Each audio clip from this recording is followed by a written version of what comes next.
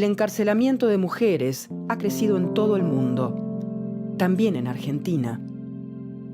¿Quiénes son estas mujeres?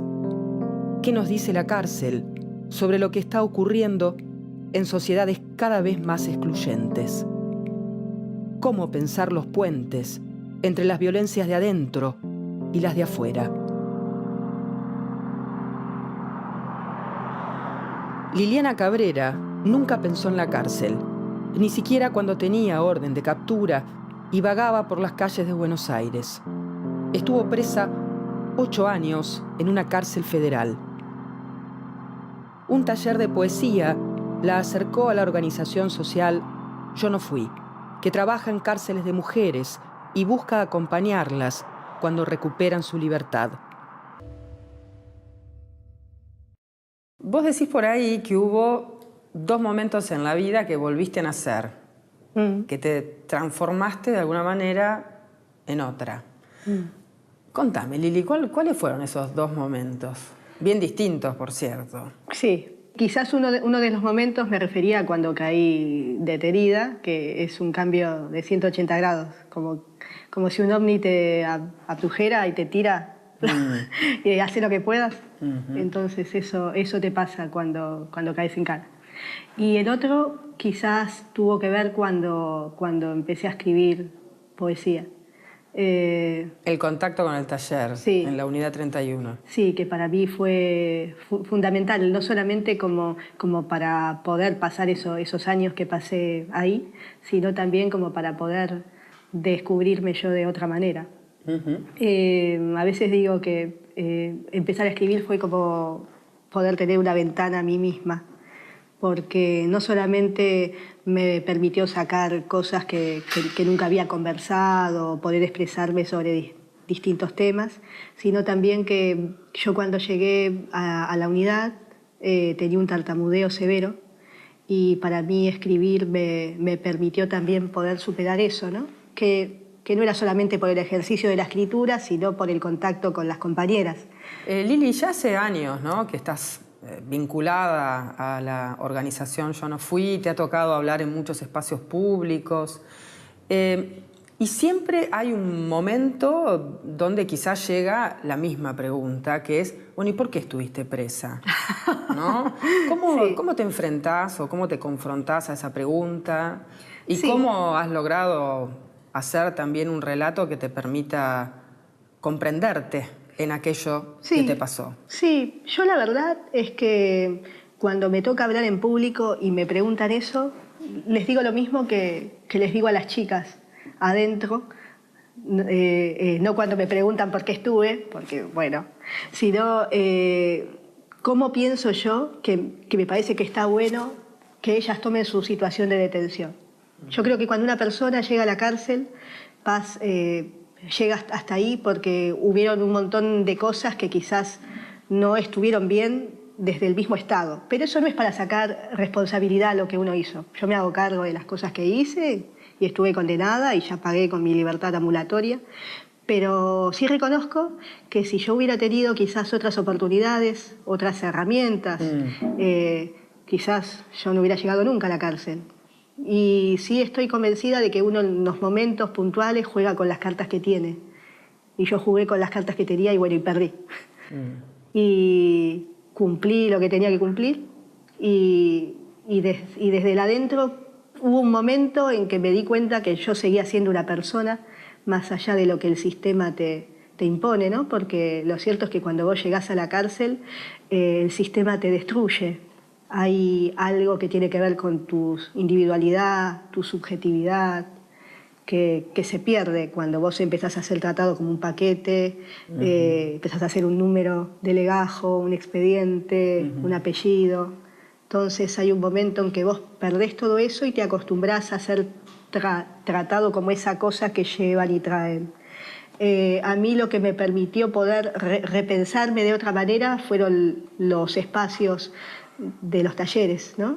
Tanto de Yo No Fui como los de la universidad, que me parece que son espacios súper importantes adentro de los penales. Yo fui todo lo que se me imputa y también las razones que no conoces.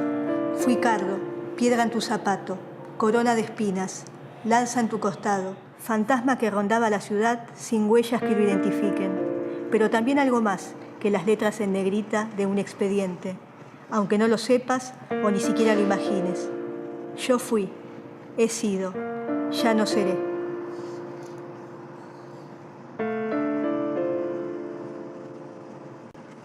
Yo fui, he sido, ya no seré.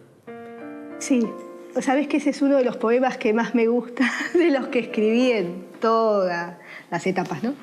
Porque justamente tiene que ver con eso, ¿no? Eso de también uno poder repensarse de manera diferente, poder tomar las diferentes oportunidades que fueron llegando, las herramientas como la escritura, como esto que se fue creando a través de las redes, ¿no? Porque uno no es uno solo, es decir, yo no hice esto sola. Yo tuve oportunidades y esas oportunidades se fueron creando a partir de la gente que fui conociendo, de las redes a través de Yo No Fui. Y se los digo siempre eso a las chicas, ¿no? De que la libertad es un proyecto en el que uno tiene que pensar mucho antes de salir. Cuando vos te das cuenta que estás ahí adentro y sos tan parte de la sociedad como la persona que está pasando por la puerta del penal y que quizás tiene que ver con un cambio de mirada desde esa parte de la sociedad que no te acepta y que eso no tiene nada que ver con aceptar las responsabilidades. Uno acepta las responsabilidades, las paga, pero lo cierto es que una es parte de la sociedad y lo hablamos mucho con las chicas. Yo cuando comprendí eso, cuando me di cuenta, empecé a ver el sistema desde el macro y al día de hoy me sorprendo ver a mis compañeras haciendo el mismo proceso, porque uno se para de manera distinta. Vos te das cuenta que... ¿Qué cambia, Lili? Cambia todo, cambia cómo vos te relacionás con las compañeras, cambia hasta cómo te relacionás con el mismo personal del servicio penitenciario, porque entendés que el problema que tenés con la compañera o con la persona puntual del servicio no es solamente eso, es parte de todo un sistema. Entonces vos entendés que quizás no vale la pena pelearte y terminar en un tubo de castigo. Si vos entendés cuáles son tus derechos y que podés pelearlos de otra manera, no sé, avisando en el afuera, hablando con tu defensor, si es que te atiende, sabemos que es una tómbola, pero vos tenés herramientas sobre cómo manejarte para que el sistema no te castigue, ¿no? Cuando contás tu historia, cada vez que te ha tocado testimoniar, ¿lograste comprenderte? Sí, yo la verdad que sí, pero por una cuestión de que si yo no hubiera pasado por todas las cosas que pasé, no sería yo. Eso no quiere decir que no acepte las responsabilidades que tengo y con las cuales cumplí. Yo ya pagué mi culpa con la justicia. Pero sí, estoy muy contenta con esta realidad y sé que esta realidad no tiene solamente que ver con la decisión personal de no volver a lo mismo, sino que también tuvo que ver con muchas oportunidades que se dieron a partir de lo colectivo. Y estoy convencida de que cualquier persona lo puede hacer. Cualquier persona que vos acompañás puede perfectamente tener otra vida. ¿Qué hizo la cárcel con vos o qué hiciste vos con la cárcel?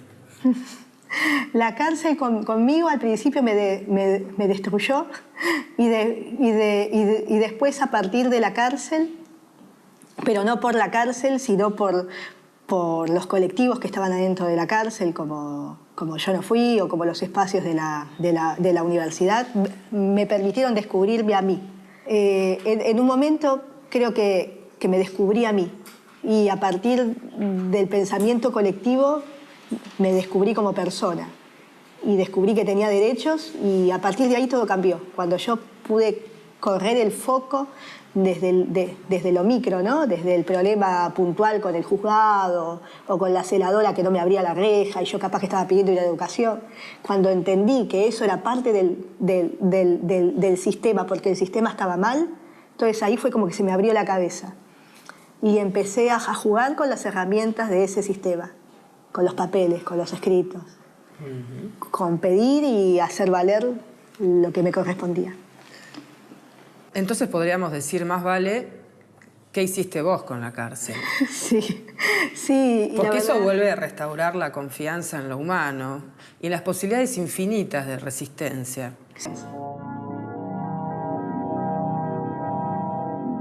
Yo cuento 25 pasos de la ventana a la reja, 9 pasos más de la reja al comedor, otros 30 si doy toda la vuelta, y camino en círculos, y camino en ochos, camino por los techos, me sumerjo en sus grietas, 40, 75 pasos, 90, se vuelven incontables si la cabeza va a 1000 por hora, si las multiplico por las mañanas que se hacen tarde, por los días que se estancan en sus noches. Me como las paredes, las atravieso como si fueran una hoja de papel. Por un segundo, las rejas se doblan, se desdibujan, se desfiguran de la realidad. Pero no puedo escapar de mí.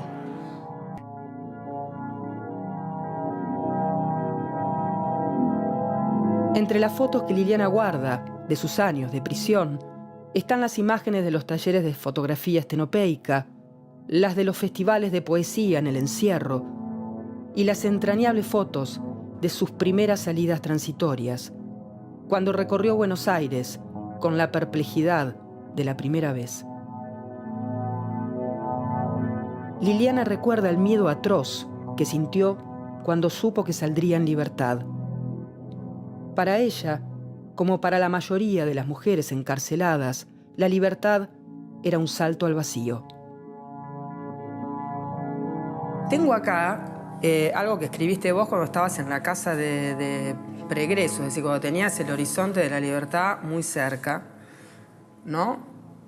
Y escribís ahí adentro, en la casita de pregreso, donde ya no estabas en una celda, está todo lo que me quedó después de tantos años, la riqueza más pobre que tuve. Observo todo lo que me rodea desde la cabecera de mi cama. Después, y desde ahí me tapo la cabeza, cuando no quiero ver a nadie o no me quiero dar cuenta del paso del tiempo. A veces también veo la luz por las endijas y últimamente miro las estrellas. Acá sí. ya estaba cerca, el Uy, horizonte Ay, que sí. te daba tanto miedo. Ay, yo no quería salir, porque en realidad yo salí 6 meses antes de lo que me correspondía y cuando yo salí a partir de una ley que se llama de estímulo educativo. Y aparte a mí me tomó totalmente de sorpresa porque mi juez no daba el estímulo educativo. Y un día viene a la unidad, vino él en persona porque solía hacer ese tipo de visitas trimestrales, ponele, y cuando me atiende me dijo, bueno, he decidido dar el estímulo educativo, a usted le tocaría la libertad condicional. Ok. ¿Y en cuánto tiempo? Y lo que demore los papeles. Un mes como mucho. O sea, yo en ese mes me tuve que hacer a la cabeza que me iba, sin nada afuera. Entonces, eso implicó que al principio no quisiera, estaba muy triste. Y lo hablé con María. Me acuerdo que fui al taller de periodismo un miércoles y le dije, mirá, yo me quiero negar. Y ella me dijo, no, dijo, afuera te espera, yo no fui. Y la verdad. Y eso hizo la diferencia. Sí, tal cual. Lo único y real es la reja. Esto también se convirtió en una marca para pensar el tema de la prisión, ¿no? Sí, sí, a partir del verso de Pacurondo y que ahora también es parte de la bajada de nuestro logo. Yo creo que tiene como diferentes lecturas. Una de las lecturas que yo le doy es eso de que cuando vamos a ver a las chicas, ¿no? Esa afectividad no tiene límites. Y eso hace también que uno pueda acompañar de otra manera. Y que muchas veces, la verdad es que yo me sentí muchas veces más libre ahí adentro a partir de lo que estaba creando que toda una vida en libertad anterior. Entonces creo que también tiene que ver con eso. Es decir, no es un límite la reja.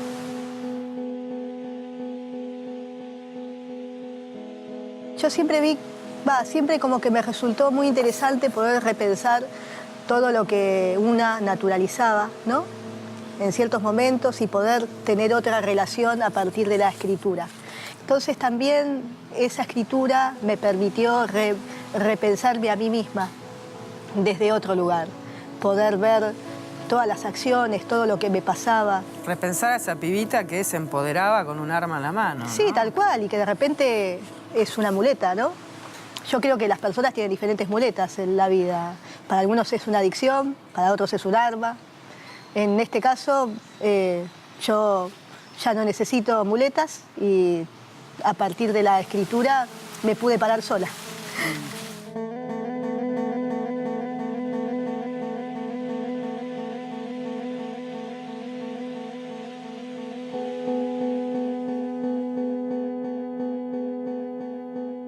Todo lo que va logrando una persona que sale de contextos de encierro tiene que ver con las redes que fue tejiendo mientras estaba dentro del penal.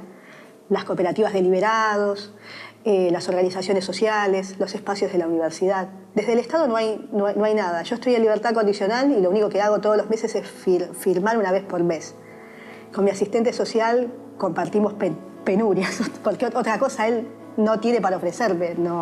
No hay un programa que a mí me contenga. Yo estoy convencida, bueno, y estamos convencidas todas las compañeras con quienes hablamos de que se replica lo que pasa afuera, que los pibes que están adentro de la cárcel, si no están adentro de la cárcel, mueren en un barrio. Es todo un circuito que se vuelve a repetir.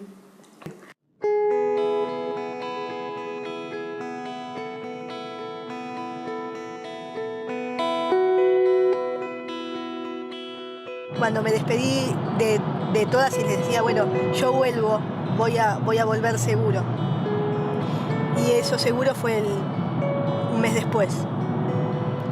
Siempre como que se me viene esa imagen a la cabeza.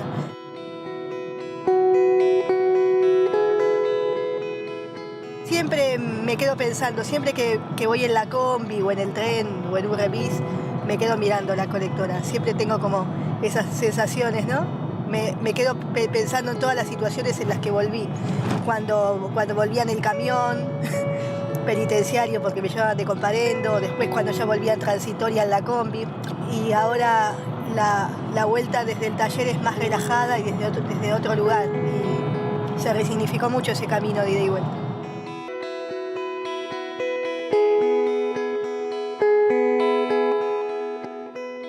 Voy a mostrarte una foto, Lili, que también tiene que ver con lo que uno es capaz de hacer con la cárcel, con lo que vos, ayudada por esa red colectiva, pudiste hacer con la cárcel.